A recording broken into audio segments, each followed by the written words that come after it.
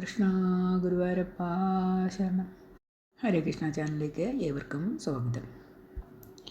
എല്ലാ മലയാള മാസത്തിലെയും ഏകാദശി, ചിങ്ങത്തിലെ അഷ്ടമി രോഹിണി, ധനുമാസത്തിലെ ആദ്യത്തെ ബുധനാഴ്ച, 30 വ്യാഴാഴ്ചകൾ എന്നീ ദിനങ്ങൾ ഭഗവാൻ മഹാവിഷ്ണുവിന്, നമ്മുടെ ഗുരുവായൂരപ്പ ഭഗവാന് ഏറ്റവും സവിശേഷമായ ദിനങ്ങളാണ്.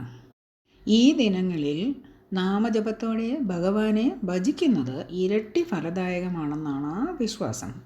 ഇതിൽ ധനുമാസത്തിലെ ആദ്യത്തെ ബുധനാഴ്ച കുചേല ദിനമായി ആചരിക്കുന്നു.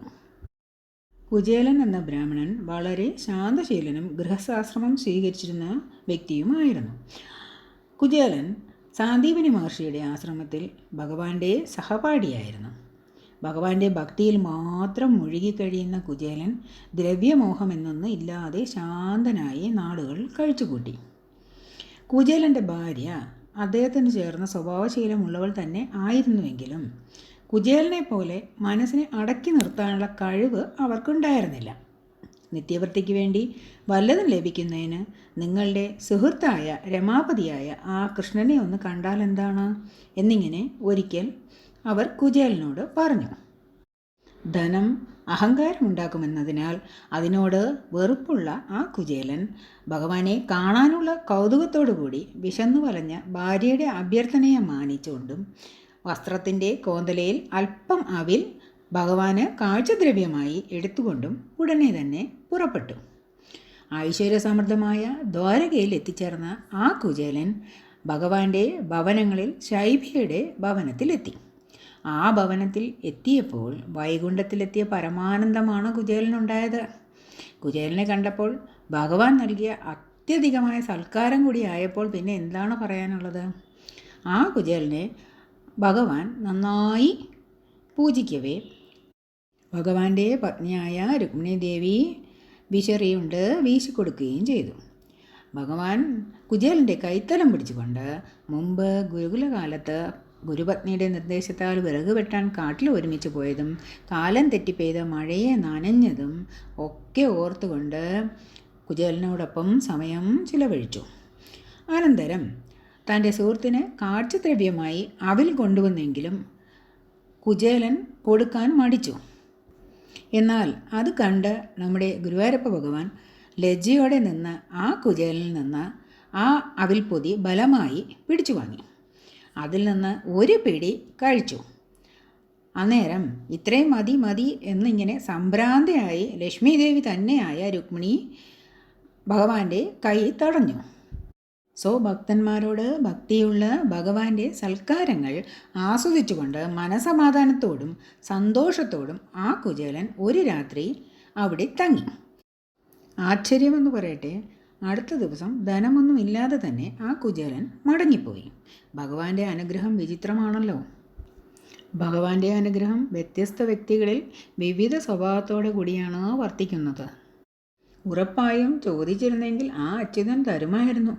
ഇനി ഭാര്യയോട് എന്തു പറയും എന്നിങ്ങനെ ചിന്തിച്ചുകൊണ്ടും ഭഗവാന്റെ ലീലകളിലും വാക്കുകളിലും പുഞ്ചിരിയിലും ആകെ മുഴുകിപ്പോയ നിലയിലും യാത്ര തുടർന്ന ആ കുചേലൻ രത്നങ്ങളാൽ പ്രകാശിക്കുന്ന ഒരു രമ്യഹർമ്മ്യം കണ്ടു. തൻ്റെ കുടിലിൻ്റെ സ്ഥാനത്ത് മനോഹരമായ മണിമാളിക കണ്ടിട്ട് എന്താണ്, എനിക്ക് വഴിതെറ്റിപ്പോയതാണോ എന്നിങ്ങനെ അല്പനേരം സംശയിച്ച ആ കുചേലൻ അമ്പരപ്പോടെ ആ ഗൃഹത്തിനുള്ളിൽ പ്രവേശിച്ചപ്പോൾ സഖിമാരാൽ പരിസേവിതയായവളും രത്നാഭരണ വിഭൂഷിതയുമായ തൻ്റെ ഭാര്യയെ കണ്ടു. നമ്മുടെ ഗുരുവായൂരപ്പ ഭഗവാന്റെ അത്യത്ഭുതകരമായ കാരുണ്യമാണിതെന്ന് ആ കുചേലൻ മനസ്സിലാക്കി. ഭഗവാന്റെ വർദ്ധിച്ച അനുഗ്രഹത്താൽ ആ കുചേലൻ പിന്നീട് വസിച്ചത് മണിമാളികളിലാണെങ്കിലും വർദ്ധിച്ച ഭക്തിയോടെ തന്നെ കുചേലൻ മോക്ഷത്തെ പ്രാപിച്ചു. അഹങ്കാരം ഒട്ടും തൊട്ടു തീണ്ടാതെ ക്രമത്താലുള്ള ഭക്തിയാൽ കുചേലൻ ഭഗവാനെ പ്രാപിച്ചു. ഇപ്രകാരം ഭക്തന്മാരുടെ ആഗ്രഹങ്ങളെ സാക്ഷാത്കരിക്കുന്ന മഹാപ്രഭുവാണ് നമ്മുടെ ഗുരുവായൂരപ്പ ഭഗവാൻ. ഗുരുവായൂർ ക്ഷേത്രത്തിൽ വാണരുളുന്ന മഹാപ്രഭു ഭക്തന്മാരുടെ ഏത് ആഗ്രഹവും അറിഞ്ഞ് അനുഗ്രഹിക്കുന്ന ഭഗവാനാണ്. ഇപ്രകാരം ദാരിദ്ര്യത്താൽ വലഞ്ഞ കുചേലൻ തൻ്റെ സഹപാഠിയായിരുന്ന ഭഗവാൻ ശ്രീകൃഷ്ണൻ്റെ അടുത്ത് അവിൽപ്പൊതിയുമായി ചെന്ന് അനുഗ്രഹം നേടിയ ദിവസമാണ് കുചാല ദിനമായിട്ട് ആചരിക്കുന്നത്. ഇക്കൊല്ലം ഡിസംബർ 20-നാണ് കുചേല ദിനം. അന്നേ ദിവസം മഹാവിഷ്ണു ക്ഷേത്ര ദർശനം നടത്തി വഴിപാടായി അവിൽപ്പൊതി സമർപ്പിച്ചാൽ ദാരിദ്ര്യ ദുഃഖങ്ങൾ നീങ്ങുമെന്നാണ് വിശ്വാസം. യാതൊന്നും ആഗ്രഹിക്കാതെ ഭക്തിയോടെ അവിൽക്കിഴി സമർപ്പിക്കുന്നതിലൂടെ കുചേലന് നൽകിയതുപോലെ ഭഗവാൻ സർവ്വ ഐശ്വര്യങ്ങളും പ്രദാനം ചെയ്യും എന്നാണ് പറയപ്പെടുന്നത്. കുചേല ദിനത്തിൽ ഗുരുവായൂരിലെ വിശേഷ വഴിപാടാണ് അവിൽ നിവേദ്യം. അവിൽ, നാളികേരം, ശർക്കര, നെയ്യ്, ചുക്ക്, ജീരകം എന്നിവ ചേർത്താണ് ഈ നിവേദ്യം തയ്യാറാക്കുക. കുചേല ദിനത്തിൽ പന്തീരടി പൂജ, ഉച്ചപൂജ, അത്താഴപൂജ എന്നിവയ്ക്ക് അവിൽ നിവേദിക്കുമെന്ന പ്രത്യേകതയും ഗുരുവായൂരിലുണ്ട്. ദാരിദ്ര്യം മാറുന്നതിനായി ഭക്തന്മാർ അവിലുമായി ഗുരുവായൂരപ്പനെ ദർശിച്ച് അനുഗ്രഹം നേടാറുണ്ട്. കുചേല ദിനത്തിൽ മേൽപ്പത്തൂർ ഓഡിറ്റോറിയത്തിൽ കുചേലവൃത്തം കഥകളിയും വഴിപാടായി ഭക്തർ നടത്തുക പതിവാണ്. കുടുംബത്തിൻ്റെ ക്ഷേമത്തിനും ഐശ്വര്യത്തിനുമായി കുചേല ദിനത്തിൽ അവിൽ സമർപ്പണം നടത്തുന്ന മറ്റൊരു പ്രധാന ക്ഷേത്രമാണ് മഹാവിഷ്ണു പ്രധാന പ്രതിഷ്ഠയായിട്ടുള്ള മലപ്പുറം ജില്ലയിലെ തിരുനാവായ നാവാമുകുന്ദ ക്ഷേത്രം. ഈ കുചേല ദിനത്തിൽ ഭഗവാന്റെ അനുഗ്രഹത്തിനായി നമുക്ക് ഈ ഒരു ചെറിയ കാര്യം ചെയ്യാം.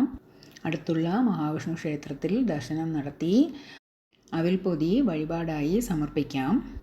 ഈ വരുന്ന ഡിസംബർ 20, അതായത് നാളെ, മഹാവിഷ്ണു ക്ഷേത്രത്തിൽ ദർശനം നടത്താൻ സാധിക്കാത്തവർ അവരവരുടെ വീടുകളിൽ തന്നെ വിളക്ക് കത്തിച്ച് രാവിലെയോ സന്ധ്യയ്ക്കോ ഒരു പിടി അവിൽ ഭഗവാന് നൈവേദ്യമായി സമർപ്പിക്കാവുന്നതാണ്. ഈ ഒരു ചെറിയ കാര്യം ഏവരും ചെയ്യാൻ ശ്രമിക്കുക. അത് നമുക്ക് സർവ്വ ഐശ്വര്യങ്ങളും സമ്പത്തും ഭഗവാന്റെ അനുഗ്രഹവും നേടിത്തരുന്നതാണ്. ഒരു പിടി അവിൽ നേടിയ ഐശ്വര്യങ്ങൾ തൻ്റെ ജീവിത രീതിക്ക് ഒരു മാറ്റവും വരുത്താതെ ഭഗവാന്റെ പാതാരവിന്ദത്തിൽ അർപ്പിച്ച് ദിനംതോറും കൂടിയ ഭക്തിയോടെ ആ കുചേല ബ്രാഹ്മണൻ നയിച്ച ജീവിതം നമുക്ക് മാതൃകയാക്കാം. ഇത്തരത്തിലുള്ള ഭക്തി നമുക്ക് ഏവർക്കും ഉണ്ടാകട്ടെ എന്ന് പ്രാർത്ഥിക്കുന്നു. കുചേലൻ അവിൽപ്പൊതി ഭഗവാന് സമർപ്പിച്ചതുപോലെ നാം നമ്മെ തന്നെ ഭഗവാന് സമർപ്പിക്കാം. അത്തരത്തിലുള്ള ഒരു ഭക്തി ഉണ്ടാക്കിയെടുക്കാൻ നാം ഏവരും ശ്രമിക്കേണ്ടതാണ്. നമുക്കത് സാധിക്കുകയും ചെയ്യും ഭഗവാന്റെ അനുഗ്രഹത്താൽ. ഹരേ കൃഷ്ണ. സർവം കൃഷ്ണാർപ്പണമസ്തു.